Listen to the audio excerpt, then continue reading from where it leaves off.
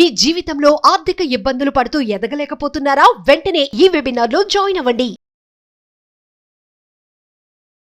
నమస్తే, welcome back to our channel. నేను మీ సంజయ్.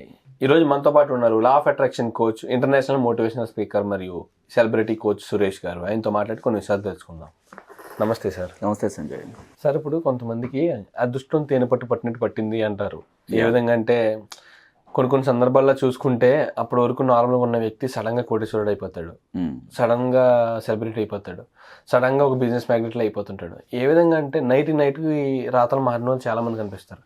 అలాగే నైట్ రాతలు తిరగబడ్డ వాళ్ళని కూడా చూసిన సందర్భాలు ఉన్నాయి. జీరోకి వెళ్ళిపోయిన పెద్ద పెద్ద బిజినెస్ మ్యాగ్నెట్స్ వాళ్ళ కొలాప్స్ అయిపోవడం, ఇప్పటి వరకు వెలిగిన వ్యక్తి కనుమరుగైపోవడం, ఇలాంటివి జరుగుతూ ఉంటాయి. అసలు దీనికి కారణం ఏంటంటారు? సడన్ గా ఎదగడానికి కారణం ఏంటంటారు?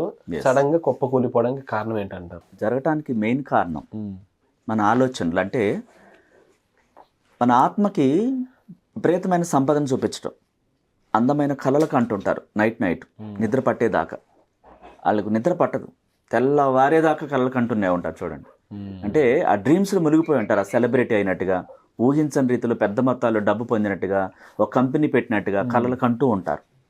అది లా ఆఫ్ అట్రాక్షన్ సంగతి వాళ్ళకి తెలియదు. ఆటోమేటిక్గా కళ్ళకి అంటారు కొంతమంది. అనుకోని ఆపర్చునిటీస్ ఆ విధంగా నిజంగానే వస్తాయి. అలా వచ్చిన దాన్ని ఉపయోగించుకోవటం రాదు వాడికి. మీకు ఒక స్టోరీ చెప్తాను నేను. ఆస్ట్రేలియాలో ఒక నక్షత్ర హోటల్, పెద్ద హోటల్లో, 7 స్టార్ హోటల్లో వెయిటర్గా పనిచేస్తున్నాడు ఒక అతను, అబ్రహాం అని చెప్పేసి. ఆయన ఏంటంటే లాటరీ టికెట్లు కొనేవాడు. వచ్చిన జీతంలో సగభాగం లాటరీ టికెట్లు కొనేవాడు. దాదాపు అందులో జాయిన్ అయిన రోజు నుంచి చాలా సంవత్సరాల పాటు ఏదో ఒక రోజు నాకు లాటరీ తగులుతుందని ప్రతి రాత్రి నిద్రపోయేటప్పుడు 6 లక్షల కోట్ల రూపాయలు డబ్బు, మన ఇండియన్ ప్రకారం 6 లక్షల కోట్ల రూపాయలు ఆ లాటరీకి ఎప్పుడు కడుతూనే ఉండేవాడు. అట్లా నైట్ నిద్రపోయేటప్పుడు తనకు తెలియకుండానే ఆ డబ్బు పెద్దంలో మొత్తం వచ్చినట్టుగా, ఆ ఫ్రెండ్స్తో ఎంజాయ్ చేస్తున్నట్టుగా, పార్టీలు చేసుకుంటున్నట్టుగా, దీన్ని తెలియకుండానే ఊహించుకునేవాడు అతను. ఓకే, ఇది లా ఆఫ్ అట్రాక్షన్ అనే సంగతి అతనికి తెలియదు. తెలియకుండానే ఊహించుకోండి, నిజంగా నాకు లాటరీ తగిలింది, లాటరీ అంటే ఇష్టం అతనికి, వేరేది ఇంకేది ఏం లేదు. వచ్చే జీతంలో సగభాగం టికెట్స్ కొనేవాడు. అనుకోకుండా 7 ఏళ్ల పాటు కట్టిన తర్వాత ఒకసారి లాటరీ తగిలింది. 6 లక్షల కోట్ల రూపాయలు వచ్చాయి. వచ్చినప్పుడు తనకి వినియోగించుకోవటం రాక ఏం చేశాడు, ఫ్రెండ్స్తో దేశ విదేశాలు తిరుగుతూ ఎంజాయ్ చేస్తూ, ఇంకా ఉపయోగించుకొని వాటికి కూడా ఉపయోగిస్తూ రకరకాలుగా మొత్తాన్ని కూడా ఖర్చు పెట్టేసాడు విపరీతంగా, హద్దు లేకుండా.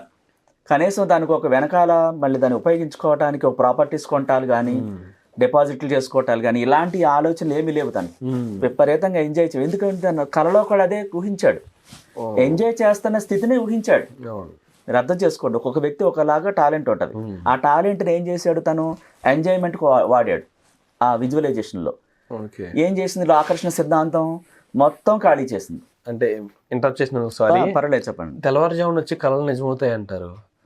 అది నిజమా? ఒకవేళ ఆ టైంలో వచ్చే కళ నిజంగా మనం అనుకుని ఒక కళని కంటే నిజమవుద్ది అంటారా?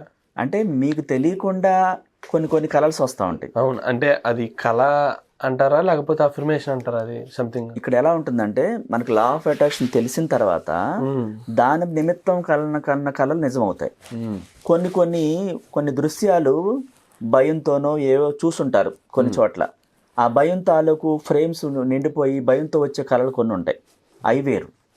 అవన్నీ నిజం కావు. మనకు తెలియకుండా మనం వచ్చే కళ నిజం అవుద్దంటానికి లేదు. మనం తెలిసి దాన్ని ఊహించి దాన్ని ఇమాజినేషన్ చేసింది మాత్రమే నిజం అవుతుంది. కొన్ని కళలు ఎలా ఉంటాయి సార్ అంటే మనం లీనం అయిపోతాం, అందులో ఒక ఫీల్ ఉంటుంది నిజంగా. కొన్ని సందర్భాల్లో చూసుకుంటే సార్, నేను తెల్లవారుని మధ్యలో లేచేటప్పుడు తెలుస్తుంది నాకు కళ్ళలో ఉన్నాను. అప్పటి వరకు అసలు కళ్ళలో ఉన్నానన్న ఉద్దేశం ఉండదు. నేను ఒక సంథింగ్ ఒక ఏదో నిజంగా జరుగుతున్న ఫీల్ ఉంటుంది నాకు. అలాంటి సందర్భాలు నేను చూసా. కొన్ని సందర్భాలు అసలు ఏదో సంథింగ్ ఏదో కళ వచ్చింది కానీ మార్నింగ్ గుర్తు కూడా ఉండదు అసలు. కొన్ని కళల్లో ఉంటే ఇంకా అందులో మనం ఉన్నట్టు, మనం జరుగుతున్నట్టు, నిజంగా మనమే చేస్తున్నట్టు ఊహించుకుంటాం. ఇంకా ఆ ఫీల్ ఉంటుంది.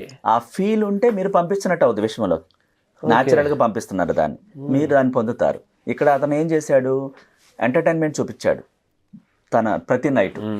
ఆకర్షణ సిద్ధాంతం యూనివర్స్ ఏం చేసింది, సేఫ్గా అనే దాన్ని దృష్టి పెట్టలేదు. ఎంతసేపు ఎంజాయ్మెంటే చూపించాడు. అంతమంది ఫ్రెండ్స్తో విపరీతంగా ఎంజాయ్ చేస్తూ లాస్ట్కి అదే 7 స్టార్ హోటల్లో వెయిటర్గా జాయిన్ అవ్వడు వెళ్ళి. చూడండి, మీరు అన్నారు కదా స్టార్ అయినోడి కింద ఎలా పడ్డాడని. అంటే మనం ఆలోచనలు ఏం పంపిస్తున్నాము, స్టార్ అయినట్టు పంపించాం. మరి అక్కడ నిలదొక్కుంటాను, ఇంకా పెద్ద స్టార్ అవుతాను, ఆ సంపదను రెట్టింపు చేస్తాను, ఇవి పంపించరు. చూడండి, అక్కడ ఆయన స్టారు విలాసాలను ఇవన్నీ చూస్తున్నాడు తప్పితే ఒక విలాసమైన ఇల్లుని చూడాల, ఒక విలాసమైన కారుని చూడాల, ఒక విలాసంగా ఒక స్థలాన్ని కొనడం కానీ పొలాన్ని కొనడం కానీ ఇలాంటివి చూడలేదు ఆయన. ఆయన ఏంటంటే వచ్చిన డబ్బుని విలాసంగా ఖర్చు పెట్టడానికి చూశాడు. మనసులో కూడా విజువలైజేషన్ లో అదే చూపించాడు. మరి మిగతా వాళ్ళు ఏమంటారు, సార్ 6 లక్షల కోట్లు వచ్చినాయి, వాడు మళ్ళీ అందులో జాయిన్ అయ్యాడు, ఇదేం సిద్ధాంతం అంటుంటారు. సార్ మీరు అన్నట్టు చూసుకుంటే ఒకవేళ పొరపాటున కోటీశ్వరుడు అయినట్టు ఖర్చు పెడుతున్నట్టు కలగాలంటే విచిత్రంగా ఇలాగ అయిపోతుందేమో. ఖచ్చితంగా మీరు ఏమని లోపల నమ్ముతారో, నేను ఖర్చు చేస్తున్నాను, ఎంటర్టైన్ చేస్తున్నాను చెప్తున్నారు, దాన్ని సేవ్ చేసినట్టు చూపించట్లేదు. చాలా జాగ్రత్తగా ఆలోచించండి. ఒక వ్యక్తి నైట్ స్టార్ అయ్యాడని అంటారు. నైట్ ఆ కళ్ళకాన్ని దాన్ని పొందినట్టుగా బలంగా ఆ ఇమాజినేషన్ నింపారు, విజువలైజేషన్ నింపిన తర్వాత నెక్స్ట్ ఏంటి అనేది ఇవ్వలేదు. నేను ఆ స్టేజ్ కొనసాగుతాను, ఇంకా విపరీతమైన చక్కటి ఆపర్చునిటీస్ వస్తాయి, ఇంకా అద్భుతంగా ఉంటుంది లైఫ్ అని విజువలైజేషన్ చేయట్లేదు.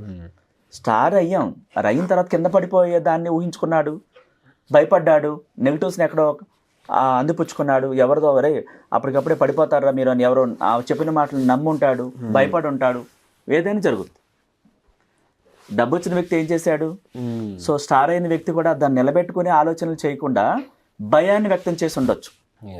ఏదో ఒకటి ఆ ఫియర్ని పంపించి ఇది పోగొట్టుకుంటానేమో అన్న ఆలోచన కూడా పంపించి ఉండొచ్చు. అలా జరుగుతుంది అన్నమాట.